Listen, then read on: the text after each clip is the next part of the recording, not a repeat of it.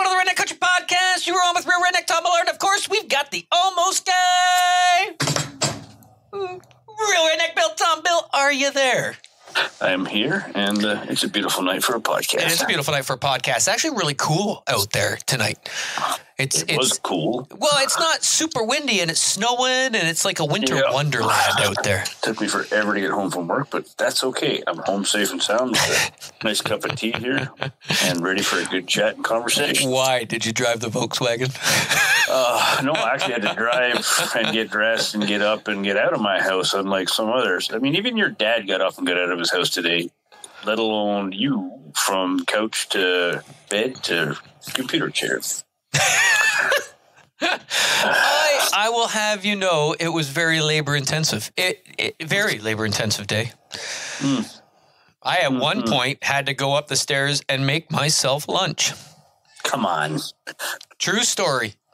What? Thank goodness we had. Made you your lunch still. No, not today. She didn't show up. But I had leftovers in the fridge, so it wasn't too labor intensive. But I did get up out of my chair. Was she standing out front of your house with a sign? No more lunch, strike. Todd. I'm on strike. If she was, I'd be chirping her that's a lot more work than just coming in and making me lunch. Yeah. Oh, wow. Anywho, I'm excited. We got so much to talk about. Before we get into anything, I want to give... Want to introduce your dad? Oh, crap. Really? Yeah, I mean, I would suggest that you probably should. Did I forget that again? How do I do that? And sitting beside me, as always, is the Patriarch of Redneck Country, my father, Real Redneck Don Millard. Dad, is your mic hot? It's hot, and it was a beautiful night for a drive over. Yes, he didn't walk. He punked out, even with his spikes on his boots. I think that's the first time in 100 and some odd episodes that you drove over. Yes, and it was the first time we've had this much snow. Just way too deep. Couldn't even walk the road. Didn't you used to walk this, like 10 feet more than this uphill both ways to school? Yeah, frozen pancake on your back and the whole works. Yeah, that was a lot of years ago. I did. I walked twice today already. And the second walk was right in the thick of this snowstorm, and I could only go 2/3 of the way that the distance that I usually go, and it was just too deep and too much work. I had to call it. So I knew I wasn't going to walk all the way over here tonight. It's just too deep. I had my spikes. Flag on the play. I can't walk any further. It wasn't slippery. I'm tapping out here. Yeah. No, the spikes worked great. I had no worry about slipping. I had good traction. It's just the snow was too deep. And then you had to move over for cars, and I mean, it really got deep up against the curb. So, no way. Well, there you go. Hey, so we got an interesting email this week. I don't know how we want to start and go through the foundation format of this podcast, but there's a lot to talk about today. Hold on. Are you trying to get fancy redneck on me here? The foundation format of this podcast. Oh, those were two big words that you didn't understand. Foundation format. That's 5 syllables all packed right into. That was, my gosh, Bill. I tell you what, I'll start with the smaller broken up words that are easy to understand. You got to be careful because our server that hosts our podcast only has so much space. We pay for data, and the bigger words you use, they use bytes. They use bigger bytes. They use megabytes. There you go. That's your dad joke for the day, or what? That was my computer joke for the day. And only a select few will get that. Versus the select few that'll go foundation format. What the flip is he talking about?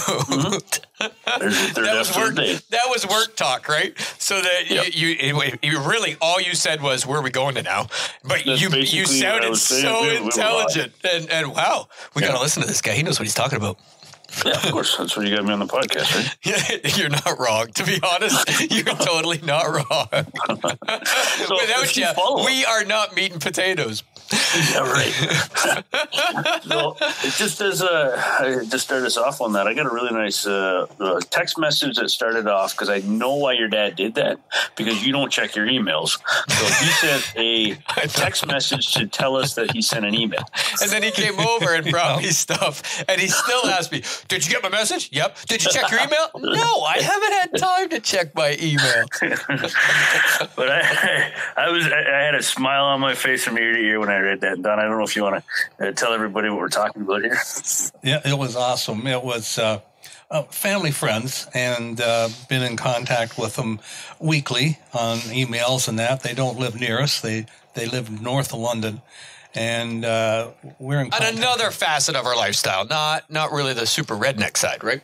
But Dale and Jacob, they hunt turkeys and deer, and outdoorsmen, outdoors all the time. And Mary, the mother of Jacob and the husband of Dale, she's an outdoors person. She's out walking and hiking, and she supports them in all this stuff, and she really gets involved. And I got a great email from her this yesterday, I think it was, congratulating us on our podcast and saying that she had discovered it from seeing the logo, the podcast logo. She's seen a trailer. No, you sent her a picture of us. You sent Dale and them a picture of us waterfowl hunting with geese and that, and the trailer was in the background. And on the trailer is the website, www.theredneckcountry.com. And that's where, so she was like, "Oh, they got a website." And so, because we don't over promote it, really, right? I mean, in our personal lives. Yeah, we do, but it's not like in your face. So she said she read that, so she checked out the website, and lo and behold, she found out we do a podcast, and so she started listening, and now they're avid listeners, and so she emailed us to tell. It was so awesome. It was so wicked. Yeah, it was. It made me smile, and I was showing my wife about the story with the Brussels sprouts and how that worked out for her and her family too. And I was pretty happy that I was able to influence somebody to eat their green vegetables. Yeah, so. Yeah, I haven't looked up that website yet, but I got it because I want to see this recipe she's talking about. But I don't mind them. I do eat them, but I'm anxious to see this salad with them in it. So that's what she said. She said, "Katie Beagle's shaved Brussels sprout salad," is what she said to look up. And so it's the latest podcast. You guys were talking about Brussels sprout again. Yeah. I even just said, we're not meat and potatoes without Bill. Well, I guess and vegetables. And vegetables. Apparently the good greens. And I know, and my brother's not on the podcast. He's probably listening to that, shaking his head, thinking, nope. They don't sell that at 7-Eleven. I can't put that in the nuker.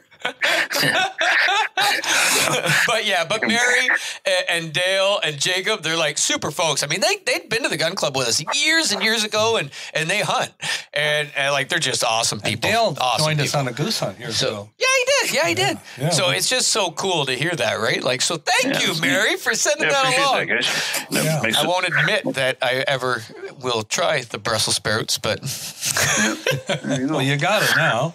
That's it. Don't tell me they are. You got to take her at her word. Well, because she said that Jacob even took him on a potluck with his buddies and stuff like that, and they had no idea they were Brussels sprouts. This concoction. Yeah. So, I mean, hey. But it's great to have them as listeners. I'm really glad that they got on there. That's super. Yeah, I now question their pastime and what they must not have cable or Netflix or anything to take the time to listen to our podcast. But we still appreciate it anyways. Awesome. Yeah, no, it's awesome. It is totally awesome. And the second thing before we get into what we did, you have a follow-up.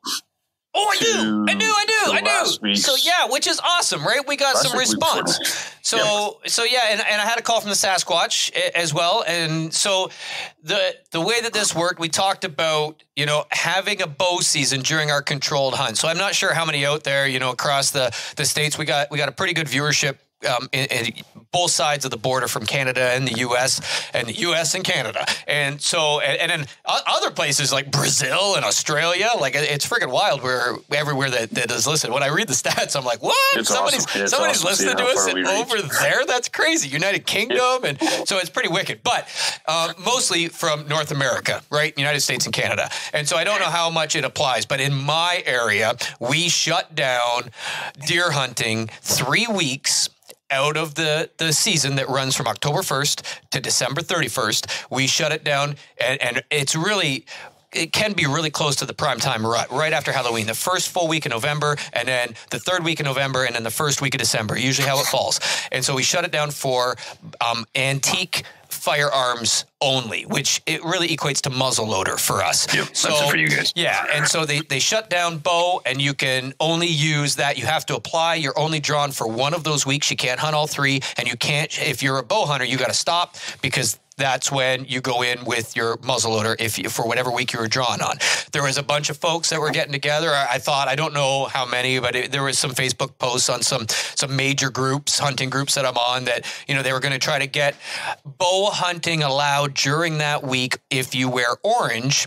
And I expressed some concerns from my side, but said, you know, I can be swayed either way. My concerns are that you could have, you know, some conflict now where you have bow hunters that would stop, and then you had black powder hunters that have hunted forever, that now the bow hunters that are there a lot more are going to say, hey, don't let these go. And then you're going to have the landowner caught in between the controlled hunt folks and the bow hunter folks. And he's just going to say, screw it, we're done. And so I got some feedback that the bow hunting side of it that we're pushing for this, they've decided to back away and they're not going to push it. And so it's now a moot point. So that was the feedback I received, so I don't have to worry about.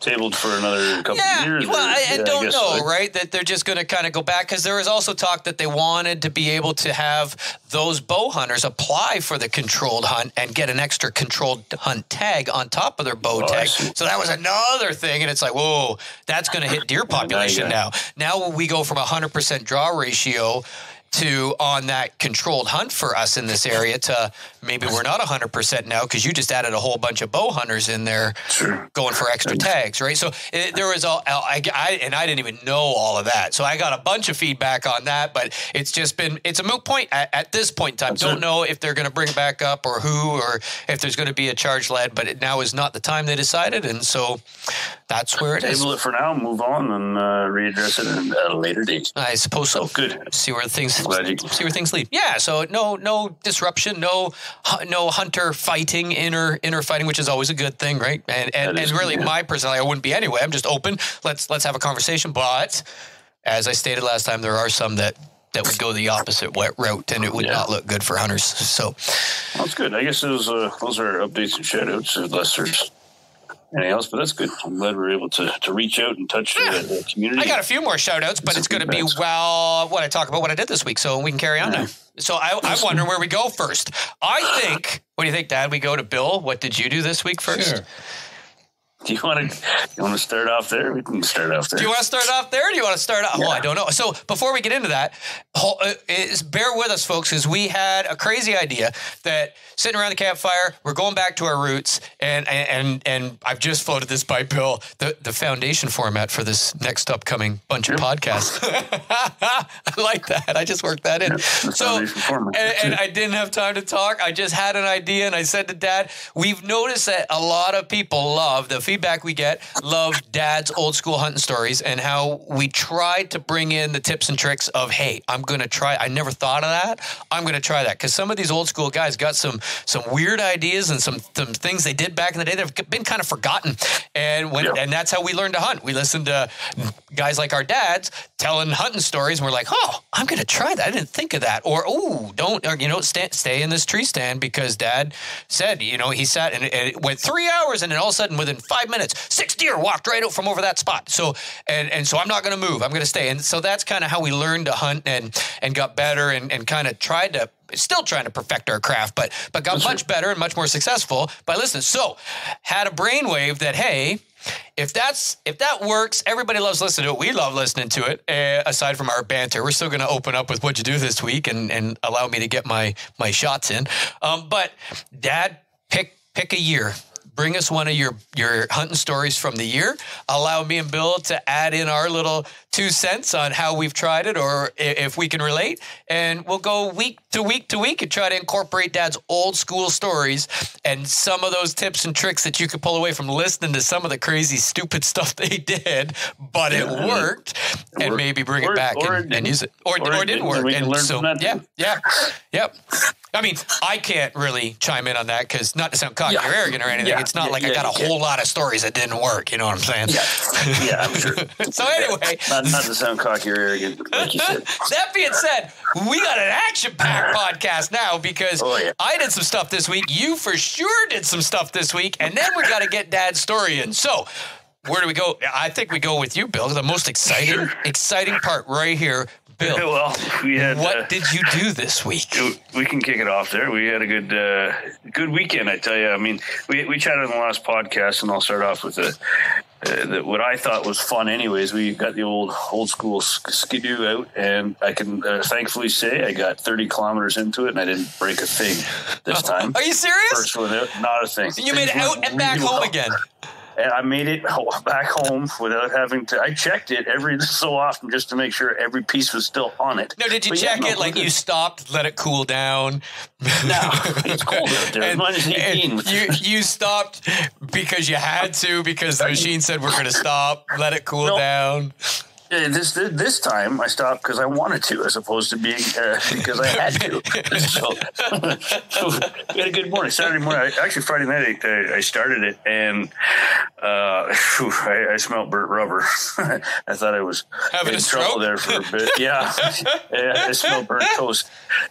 No, it wasn't one of those conversations where I needed to call 911, but we were had a little burnt rubber on the belt because the track was frozen a little bit more than I thought it was, and I fixed that up. It didn't take much, and took the belt off, put it back on, checked pulleys and stuff, and sure enough, it just needed to be run, and I went for a little rip on Friday night down to the end of the field and back, and my beard was covered in ice and snow and frozen stuff, and it's good enough for Saturday morning. I think I can do a short little feeler run out of it, and I did, and I couldn't have been happier. I went for 45 minutes just to try to put a few kilometers underneath it and see if everything was as good as I thought it was, and then I took Violet out afterwards for another half an hour ride, and she just wanted to keep going, and I'm like, well, I don't want to push it too much, It's as old as your dad, Violet. Let's take it easy. That's it. It's a 1980 Everest 500, and it is every bit as good as the 1980 Everest 500. It uses a tank of gas just to turn because the radius is so huge, right?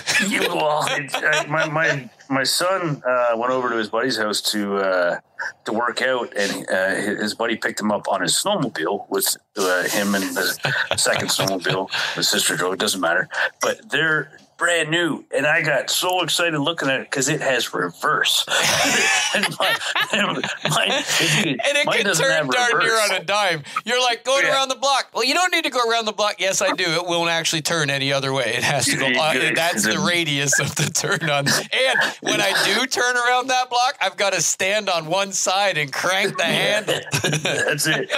Or you get off and you pick the track up and you move it 4 feet, and then you go that way. That's the only way that you're turning sharp on that. But I got looking at all the fancy new stuff because he's got a newer Skidoo with a coil over shock front end, and I'm like, that's no fun. That's like my snowmobile is work. It's a workout to use that machine. And in true almost guy fashion, I made a mistake in the summertime. Let me tell you what happens when you armor all a vinyl seat. Yeah, but it would have to go fast for you to slide off the back, right? Well, yeah. I was holding on pretty good, and I was really concerned for my youngest daughter because that vinyl seat with armor all on it with a little bit of cold. That sucker was slick. You're Superman and on a 1980 Skidoo. You have no idea why. I just can't keep my butt down. I mean, we're only doing 4 kilometers an hour topped out, but it's like my feet won't stay put. Oh, yeah. It was like I was sitting on an ice block because my snowmobile suit isn't like Carhartt material. It's like that waterproof, not plastic, but it's a slick material. So you put those two surfaces together, You're and like Chevy Chase in Christmas Vacation. You're just bingo.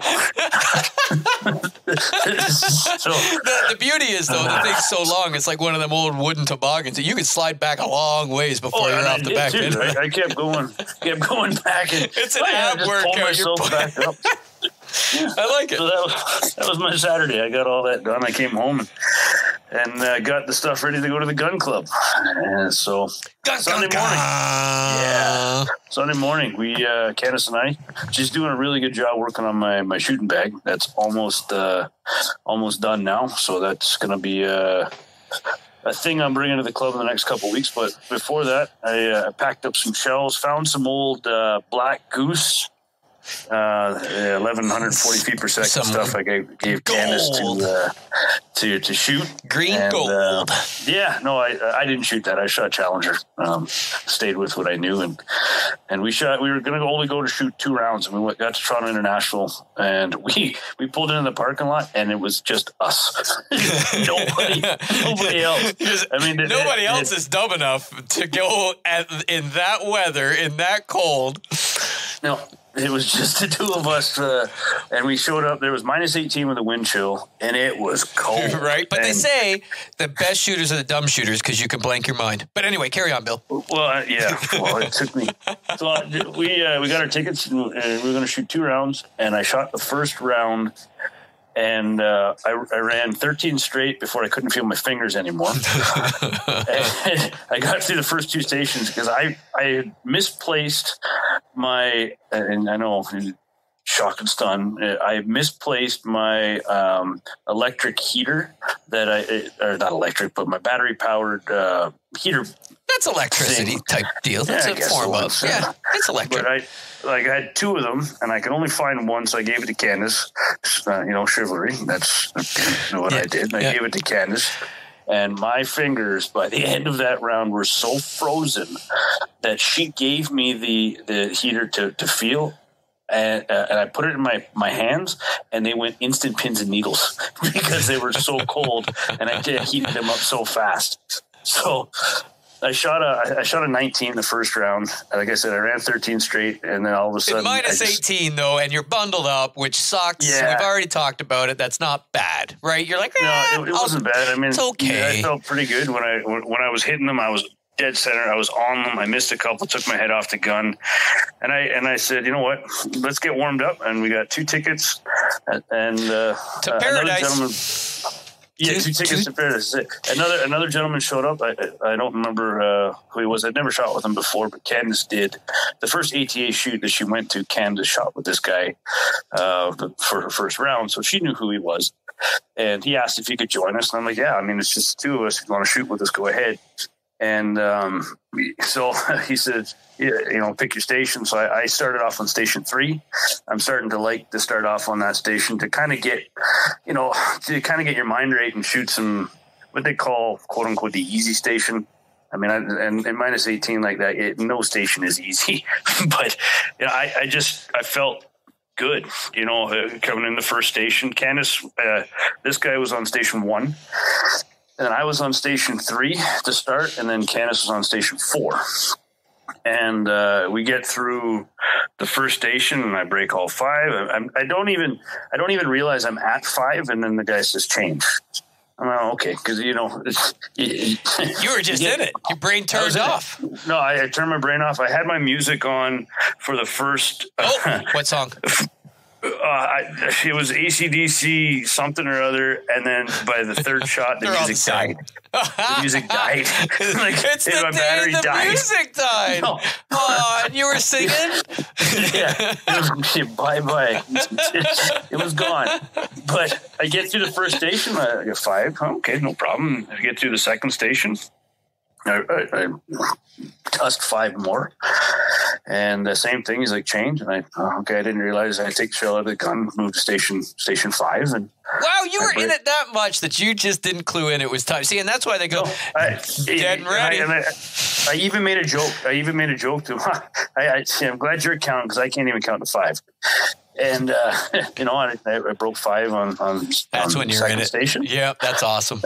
and then I get to station 5, and I had 3 that it's 2 straightaways and then a hard left, and I broke those ones. And I just remember the next one that came out was a hard right after the hard left, and I just took my time. And it just seemed like it was effortless. And I said, I got all the time in the world. And I got in front of it, pulled the trigger, and that sucker broke in 5 pieces. And now I'm clean coming off station 5. And I remember, kind of bopping to the song I had in my head, because there was no music playing. And I said to Candace, I said something to her. Shooting to the voices. Yeah, just do that. As I passed Candace, because she was coming off station 1, I was like, yeah, that's good. And I get to station 1. And, I was conscious now, because station 1's always my hardest. And now the wheels fell off. Wheels just fell right off. Yeah, well, they didn't. But station 1's always the hardest for me, because I'm always looking down the line to make sure the person on station 5 is has shot, which sounds weird because, my back is to the squad when I'm on station 1, but every other station there's somebody typically to the left of me, so that I can take my cue off when either they lift when a it's gun your turn. Yeah. Yeah. So my focus is always just a little bit off on station 1, but I dusted 5 off station 1. So now I'm going into my last station. You're 20 straight in minus 18-degree weather. Gave your hand heater away to the wife. Yep, I didn't even have a hand heater. I had a shaker hand pack, heat hot pot type thing, but bundled up. Yep. And I'm 20 straight going into the last station. So now the gun's heavy. It's the anxiety. The gun's heavy. All you can hear inside your head is. Yeah, well, it was the anxiety of, I'm 20 straight. This could be it. This could be the day. And I break my first one. I'm like, that's 21. And I break the second one. I said, that's 22. And I said, stop, one at a time. And now I can feel the pulse coming through every Now you know orifice. how many shells you got to go on this station. Yeah. And I'm thinking, I've got 3 more. And I stop. And on my gun, right where the thumb button is to crack open the beaver tail. I don't know what you want to call it, but the release so that you can crack your gun open, put 2 shells in it. There's a pattern, and my it's a soft focus, hard focus thing where before I close the gun, put the shell in, close the gun, and I focus on that thing and tell myself 1 at a time. And I put the gun up, and there's 23. Now heart's going even more now. Put the gun up, there's 24. And I'm 24 straight going into the last shot. And I'm very conscious of the fact that I've got 1 more left for my first ever 25. And I drop that shell in. I can even feel it now. I'm getting excited now. All the pressure in the world. And all you can hear is Dad's voice, don't drop the last target.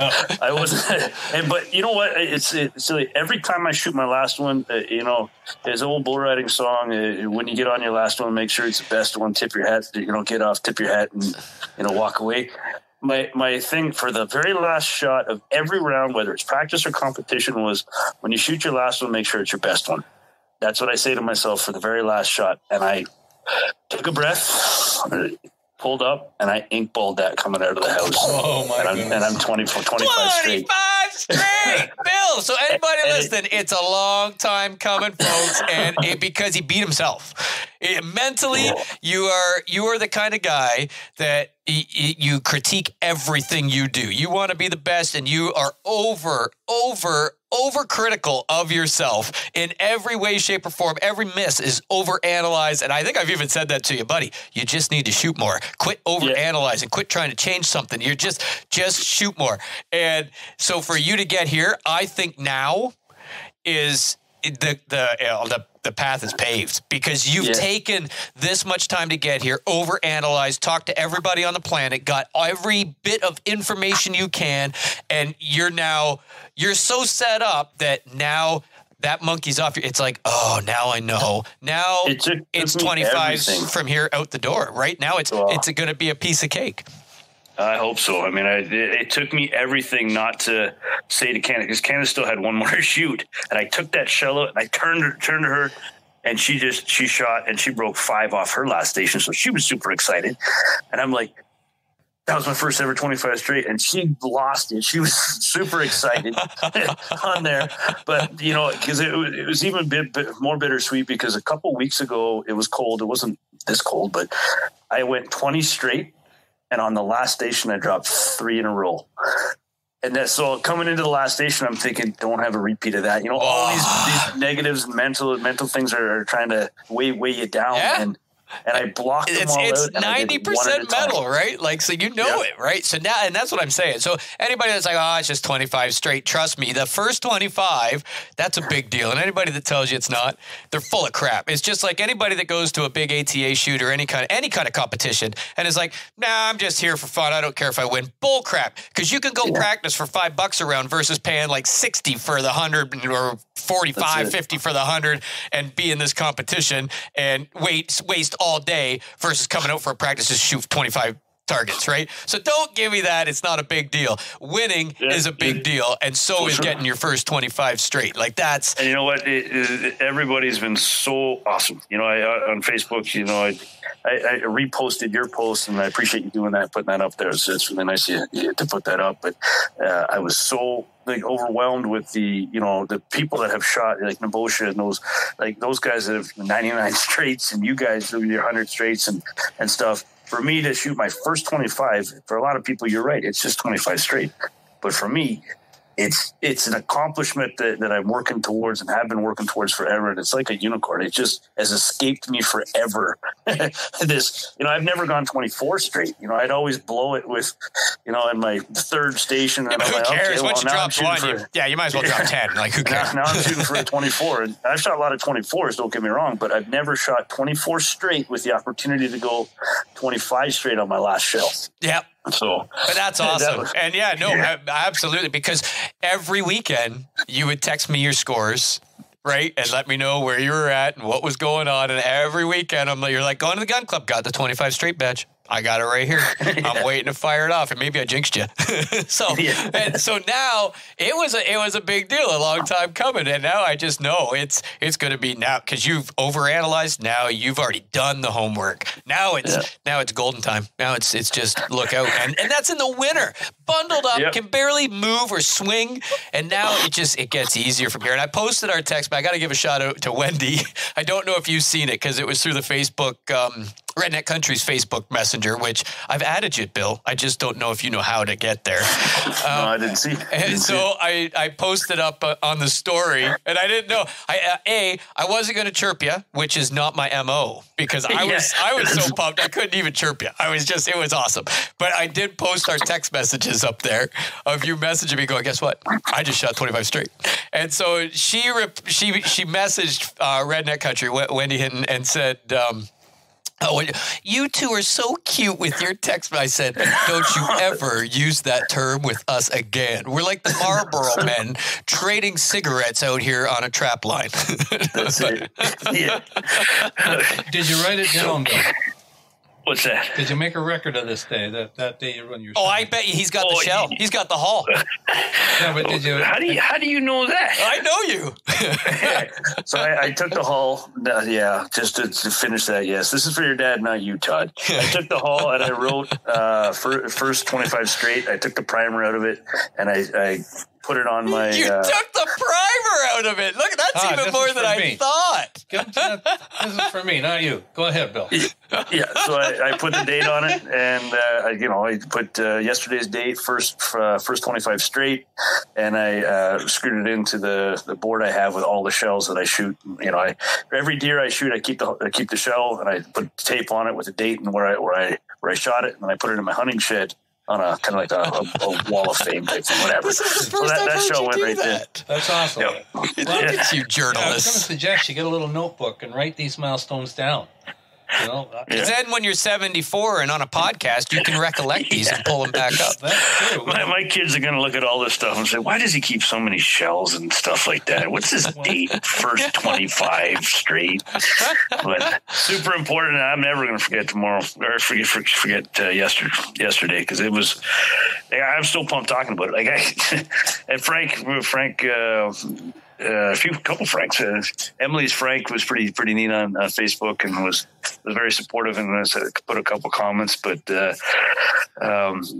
Frank Benito there, he said, "Hey, well, call me. I want to play by play how it happened." So I called him, picked up the phone. He picked up the phone. Congratulations! He was super supportive of it. And, that's awesome. It goes easy from here. He says, "Did you save your hat?" I said, "Yeah, it doesn't even have any holes in it yet." He says, "I'll change that on Saturday. Awesome. Make sure you bring that." And I said, "Yeah." As soon as I saw that on Facebook, I went and got my notebook out to see if I could find out when I shot my first 25 straight. And to go back and reminisce. And the first thing my wife said, she says, "What are you looking in that old notebook for?" So it goes back to the 70s. And I told her why. The Bill shot his first 25. She says, "Oh, did he shoot his hat?" I said, "No, but it looks like that's going to change this week." Yeah. Yep. Yeah. So that's hey, awesome. do you remember? Do you remember how long or what year you did that, both of you? Well, yeah, I got this little notebook. And Do you remember mine? I don't remember mine.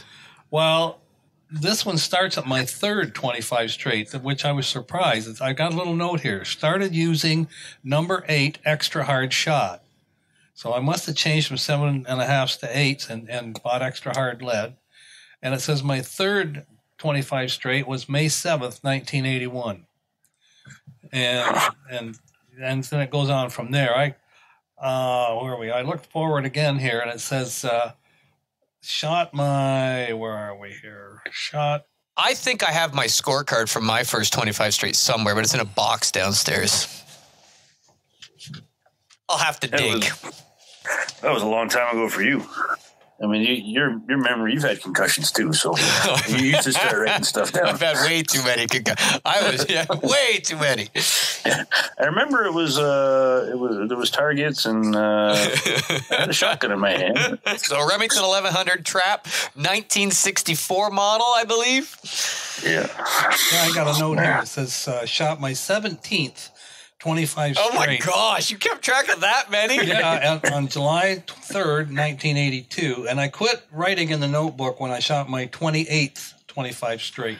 Because it was costing them too much in ink, in pens. Right, no doubt. But yeah, we talked about that. I got ready. Super anxious to get that patch and put it on the vest there. That's awesome. That's a coming your way for sure.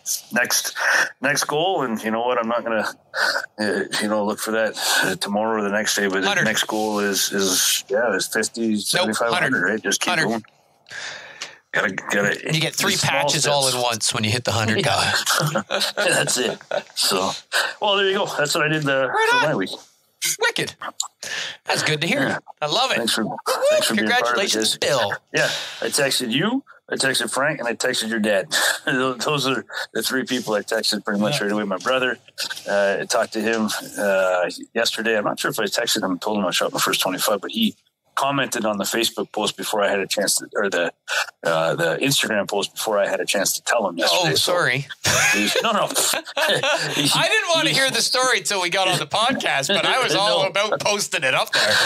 No, I appreciate you doing that because I'm terrible for posting stuff on social media. Yeah, you are. I can share like a champ. Like you post it, I can hit that share button and it goes. Thanks for everybody for being part of it and getting all the good wishes and thanks. So it only cost me $1 million to get there. Yeah. Well, keep track of those milestones now, Bill. You'll enjoy looking back on them someday. I know I do. Awesome. Yeah, for sure. So Todd, I saw you had a pretty interesting weekend too. I did. I'm going to make this succinct. New year, new me. Let's see. So I did. I two things. So after realizing that I screwed up my gun and my butt pad and fixing it as I shared last podcast, I went out Wednesday night league and I tied for high gun. So I'm pumped. Now I got to go back this Wednesday for the shoot off, or I forfeit. So, but I'm feeling good again because I couldn't figure out what was going on. Why am I sucking so bad? I mean, the weather, minus 18, it's horrible. Wind chill, wind blowing targets, super fast targets, yada, yada, yada. Still no excuses. And so finally figured it out. So it fixed it. Good to go. Tied for high gun Wednesday night. All is well in the world. Go back this Wednesday for the shoot off. Randy, I'm coming for you. I was going to ask who you shoot off against if it's the same. Won't same say the last name last time, unless he beats me. Then I'll come on next podcast and gladly say his last name. But yeah, Randy, I'm coming for you. So did that, and then I got a message from our good buddy Isaac. And who has taken the clinic. He's been a trap boy, knowing him for a long time since he was younger. Now he's got to be 20 anyway, I would think. But he said to me, hey, you want to come out and rabbit hunt? I'm like, I'm always down for rabbit hunting. You name the time and the place, and I'll meet you. And when we go to my spot, go to yours. He's like, well, no, I want to kind of have you come out and go through, my grandfather's place and the farm here and see if we can. I'm down and kind of look. So I said, sure thing. So we got there, and I met him on, when did I go? Saturday night, I guess. And so Saturday afternoon. So I met him out there, and away we went, drove back in the bush and was walking along the edge. And I was explaining, we want the bramble. We want the trees down. We want so we found some on the edge of the field. Right. And so I say this much. I mean, I know he knows that. I'm saying it for the podcast purposes because, hey, that's why we're here. But we want the bramble. We want the trees down. We want that ragweed with the snow, and it pulls it over. The rabbits hide up under that. And so, and especially along a fence row or the edge of the field. And that's where you have the most success, or along train tracks, right? And you get that bramble. So I said, well, let's walk that. So we start walking it, and we weren't getting much. Now, it was friggin' windy and cold. I mean, Saturday, it was minus 17, I think, and wind chill and insane. But hey, we're troopers. So we're going along and hitting bush. And let me tell you, the coolest part is while we're going, he's telling me where, hey, there's my tree stand. That's where I shot my first deer.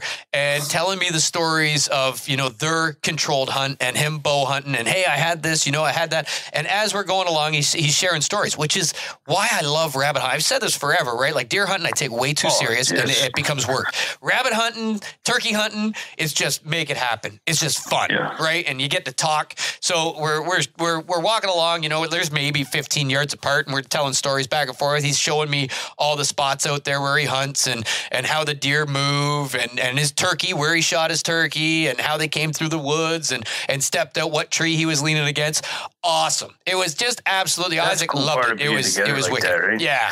Being able to socialize a little bit and have a good conversation and have some fun in the outdoors. Right. And I never really had that conversation with Isaac before. It's been hanging at the gun club, and I get performing and chirping, and that's kind of how it goes. And so this was kind of cool. It was really wicked. So then while we're going, his father drives over in the pickup because we're on the edge of the field, and he stops and he starts telling me stories about them deer hunting and then them bunny hunting way back in the day along there, and then how they got coyotes and they've seen coyote, and telling me all the stories of when he was out there chopping wood, and it wasn't until he stopped chopping wood and looked up, and there was like 7 deer all standing in the woods looking at him, and they were staring there the whole time he was chopping wood. The minute he quit the chainsaw, shut the chainsaw off, they took off. They didn't care when he was chopping. He's like, they didn't care I was chainsawing wood. It was when I stopped and looked at him, I made him nervous because all of a sudden now it got real quiet. Everything stopped and boom. And he's like, they were standing right where you're standing now. And he was telling me,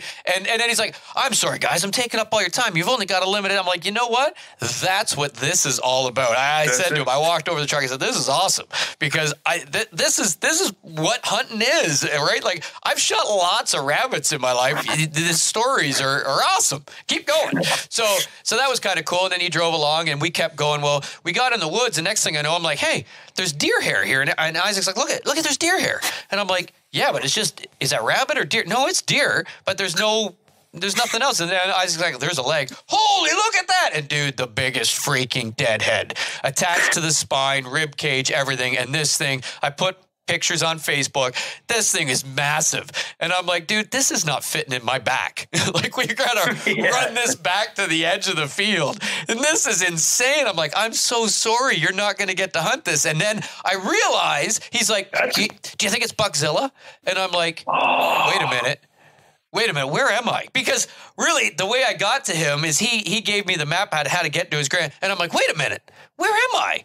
And he's like, yeah, you're hunting right across the road over there. And I'm like, oh, crap. Oh, no. That could have been my Buckzilla, too. So now, not only am I disheveled for him, I'm like, wait a minute, this could be my Buckzilla that I've been seeing. A whole lot closer to home. Because I'm looking at it going, you know what? That looks like the Big Ten. Like, you're not kidding me. Now, I don't know. Now I'm like, oh, man, because literally we're a concession away. And there's no doubt in my mind that buck could travel. Yeah. Of course it can. And I'm like, he's like, yeah, you're like right there. And I'm like, oh my gosh, like literally 10 minutes and you could be at my tree stand walking. And I'm like, oh. So, but cool find, right? Got to admit, wicked that was find. Amazing.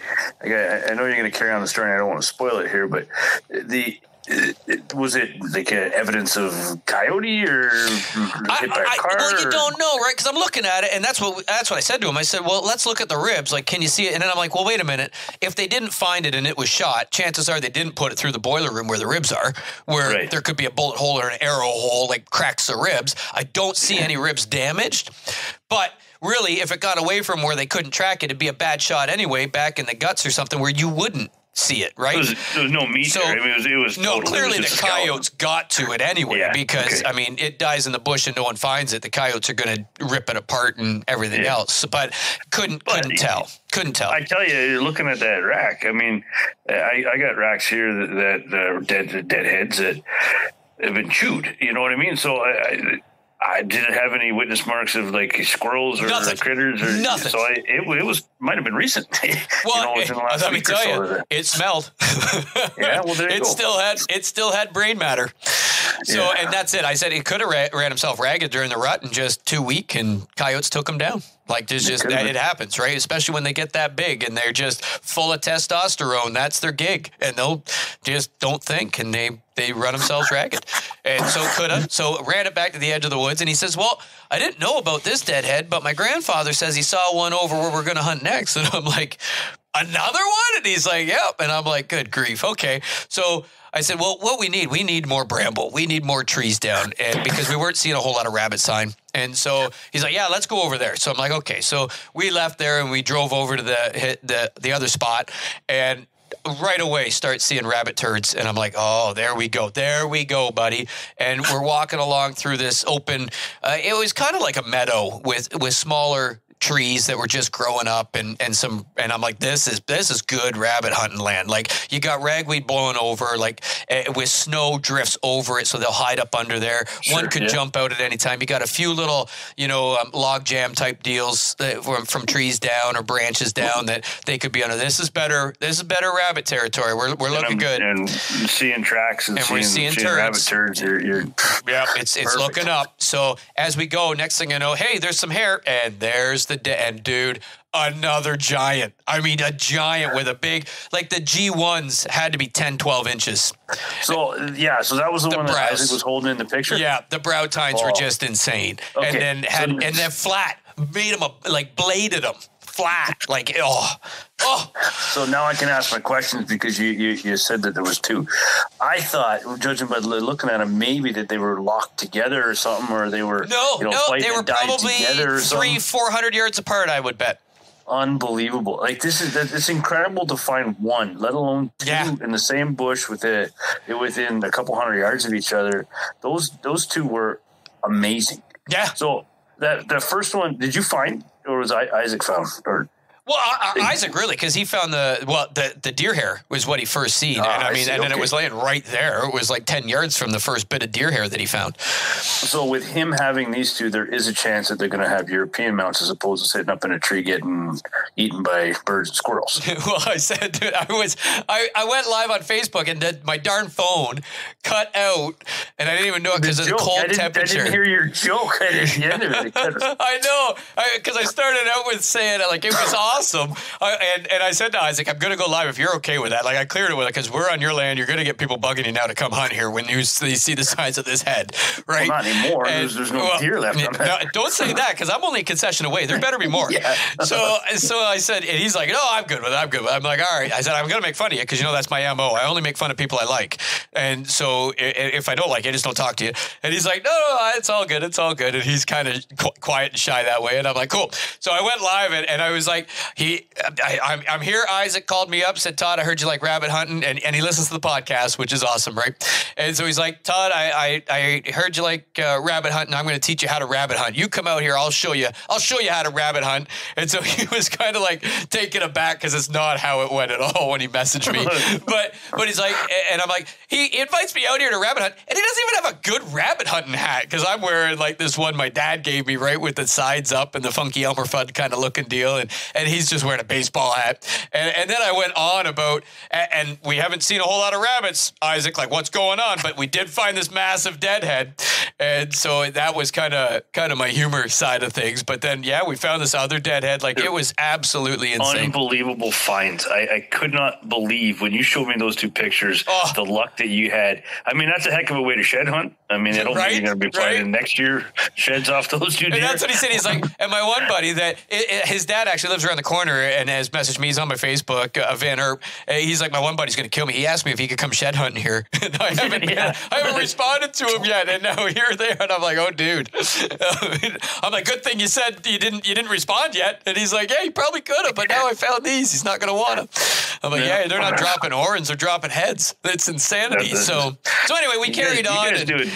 You guys do it different down there, don't you? Yeah, right? Yeah, we don't want sheds. We want whole heads.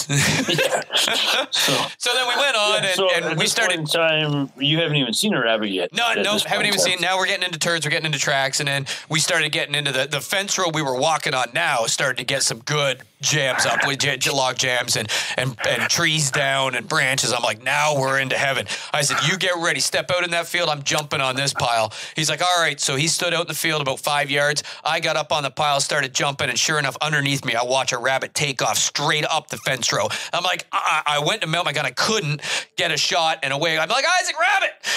And he's like, I seen it. But I couldn't get a shot either. It stayed right along in the bush. I'm like, well, we're good. We know it's here. So as we're going, I'm seeing more turds, and I'm on the inside of the field. He's on the outside. We're walking this fence row. And then I said, okay, this looks like a good jam. He's like, dude, this looks good. You get ready. I'm going to kick it from this side. And I'm like, okay. So he starts jumping on it. Sure enough, that thing jumps out behind me and takes off through the thicket. I pull trigger once. Nope. Second time.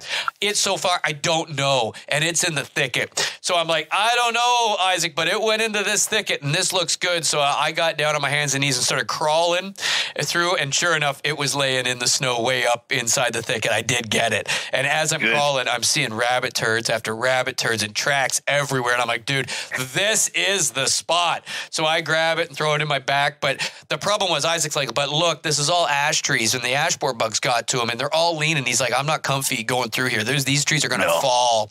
So we ended up backing out, going through the open bush. But that good rabbits there just concerned the trees are going to fall. So that kind of ended our hunt, but it was a good time. It was awesome. And thanks for calling me up, Isaac. Now I'm going to reciprocate. I'm going to take him to my spots and we'll see if we can get this thing going. And I think Isaac's going to be a good hunting buddy, man. He put in the work. He wasn't a lazy rabbit hunter like I have seen. He's in there. He's kicking brush. He put the rabbit out to me. And then I tried so hard. I walked pine lines and everything trying to push him to him. And we just, after that, when just you're couldn't working do it. together like that, you can move around. And if you got guys that are jumping on piles, you got other guys that are watching coming out, and I tell you that it makes a difference. One, if you got the property with rabbits, you're not going to shoot rabbits if you don't have them on the property, and two, if you got somebody that you can work with. Because I've tried to jump on those piles myself. And then, then the rabbit scoots out or something. And like, I would never have a shot people think they got big bushes. I will tell you, I don't believe big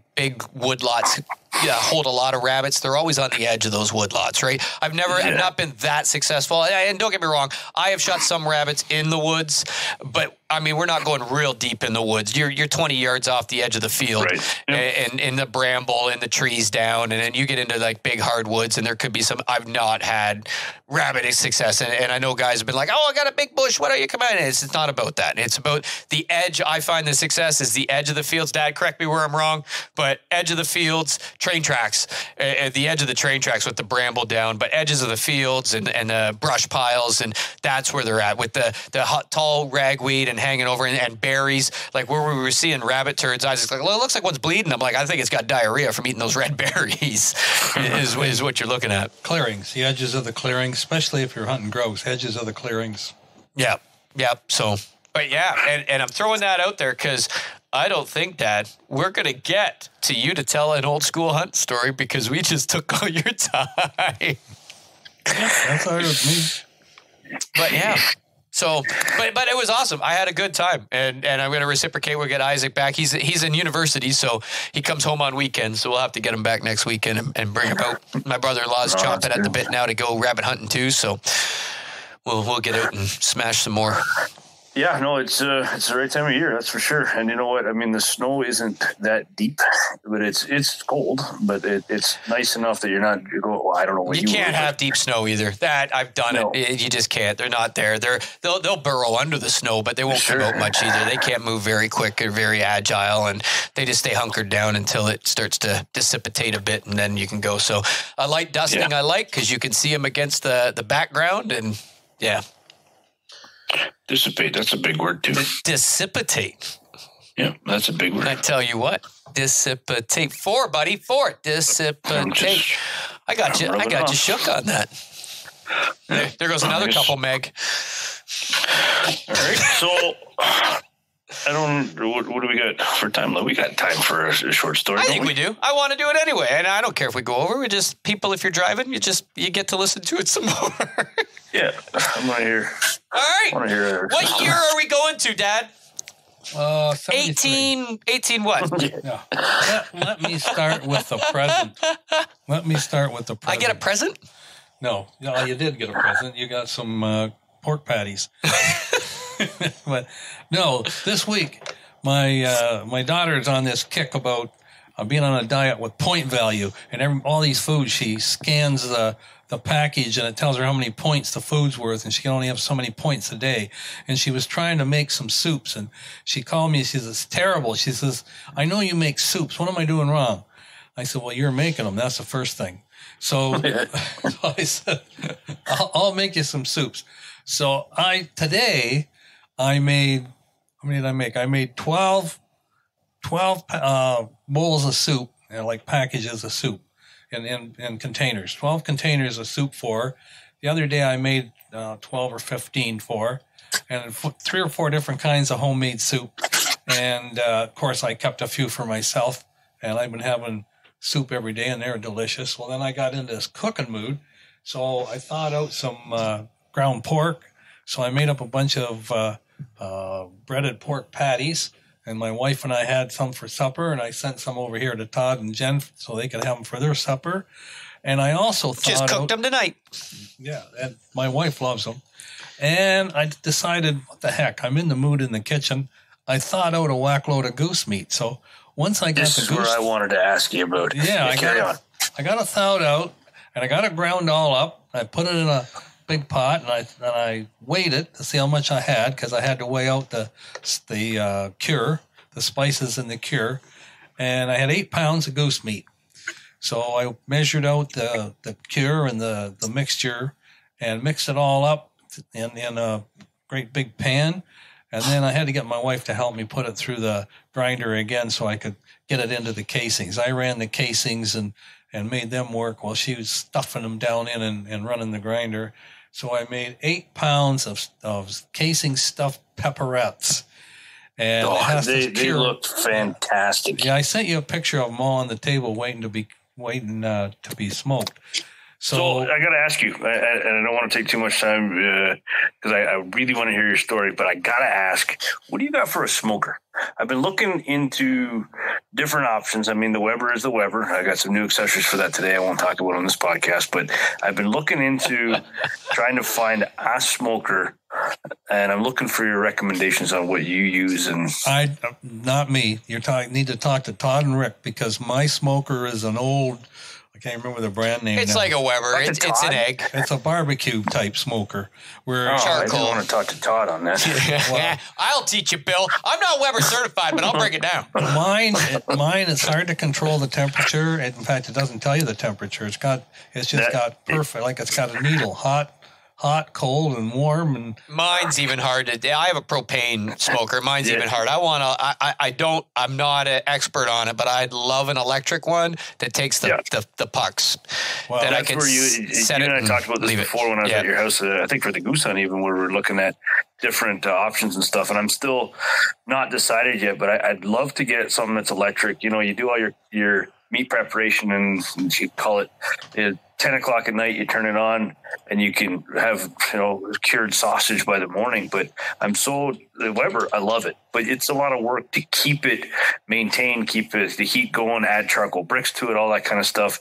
But with the electric puck-based, pellet-based, whatever, and of course we're not sponsored by anybody, but Traeger, I've looked at theirs, I've looked at Pit Boss, I've looked at a couple Master Chef, and I'm just, I don't know. I don't know what direction to go, because I'd like to do like 8 to 10 pounds of goose and make pepperettes out of it and put it in and cure it and smoke it. Well, but I cannot do that with any confidence on the Weber. It had to cure overnight in the fridge. And so I called my son-in-law. He's off for a few days this week. I said, hey, this is perfect. When you're off, can you find time to put these through your smoker? Now, I don't know the brand name, but it takes pellets, and he can control the heat, and it's propane run. But it burns pellets. And so he said, yeah, sure. What do you need? I said, well, 200 for a couple hours. So he could only do 185 or 220. I said, well, okay, put it at 220. But watch it. Internal temperature's got to be 165. Can you measure that? And he says, yeah. So he called me. He says, hey, it only took an hour and 20 minutes, and they're at 164 right now. By the time you get here, these will be ready. I'm going to get ready to take them off. And so he smoked them perfect. So I've already ate a couple, and I cut them up and put them in links, and I brought a whack load over for Todd. And so they turned out great. So I was in a cooking mood, so I got all kinds of food to eat now this week. So that's what I've been up to, which kind of took away some of the boredom of being inside with the snow. So that was kind of neat. And Todd says you want to go to 1970. Well, I got pictures. I was showing Todd pictures tonight of my buddy Bill Chilton. Still shoot with him at the gun club. Todd knows him really well. But we started hunting ducks together in 1970.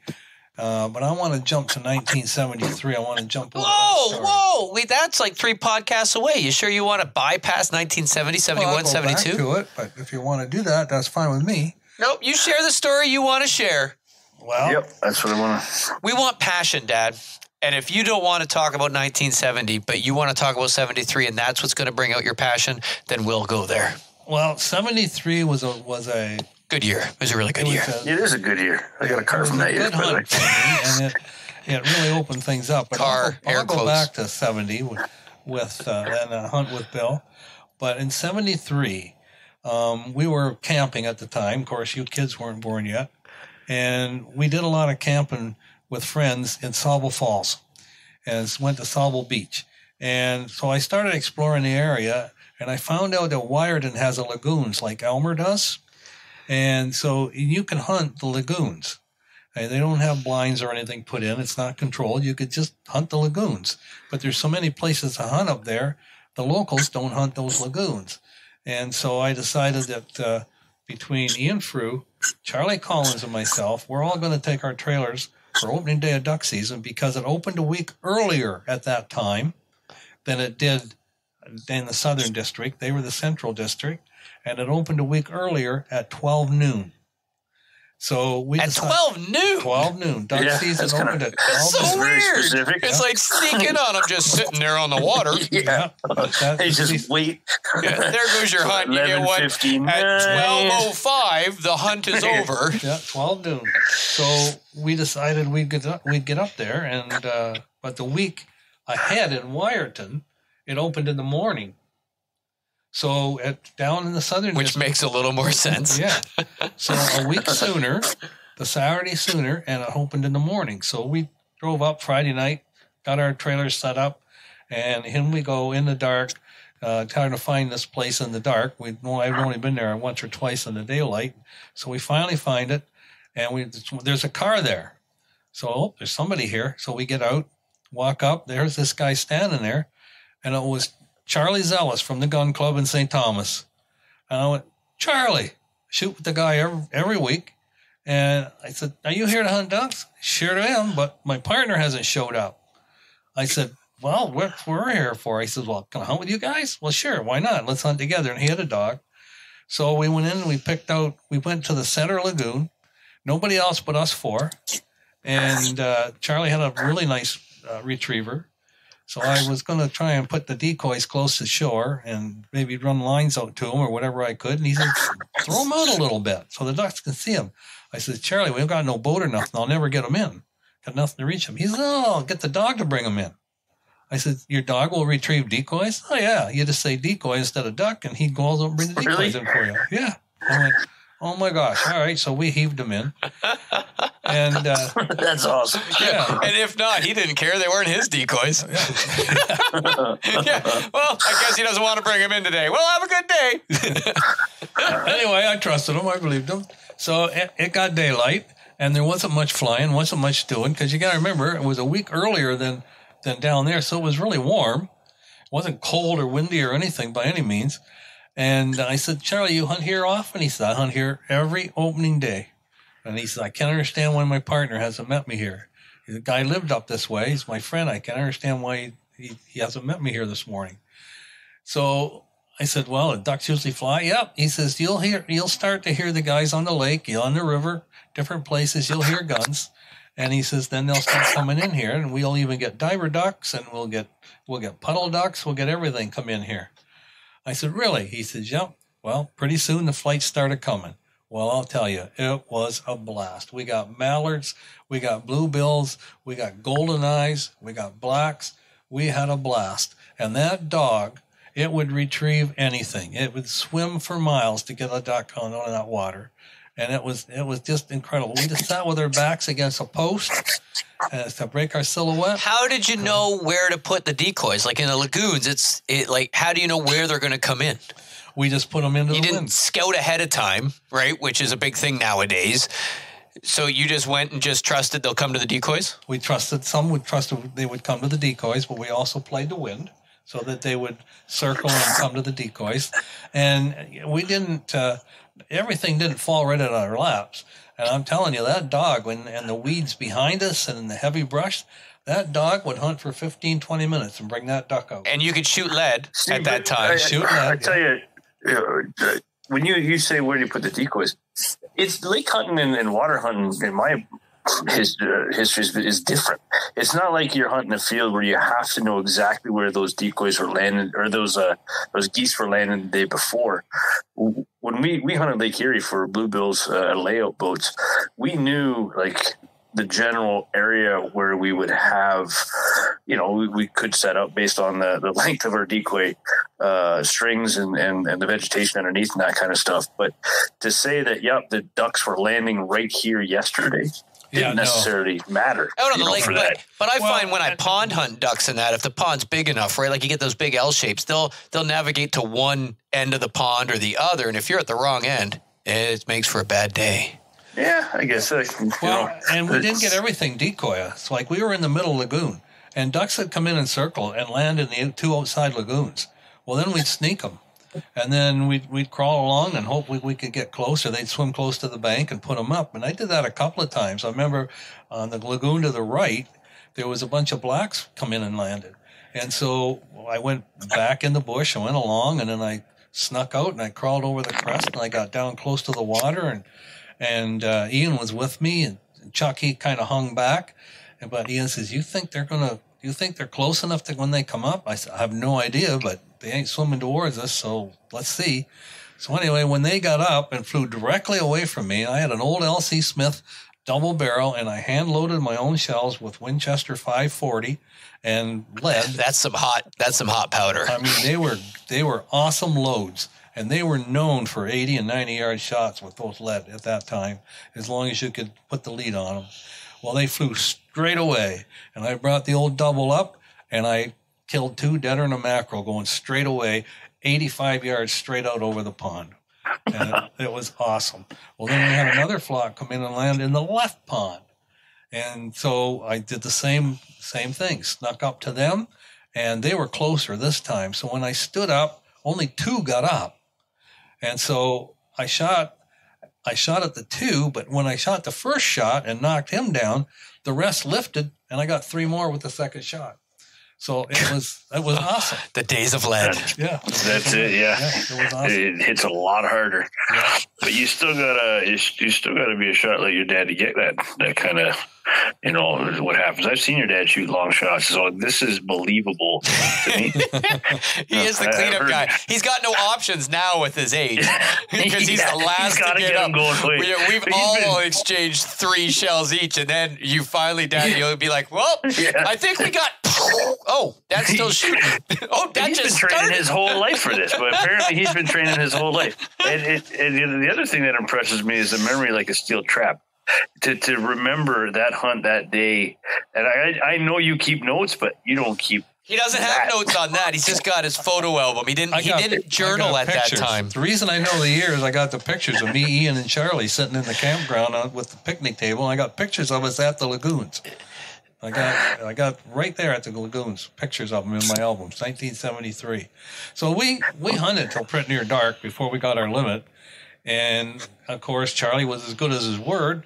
After the last duck is in, we said, okay, that's it. It's too bad your buddy didn't show up. He said, hey, I'm happy. I was glad you guys showed up.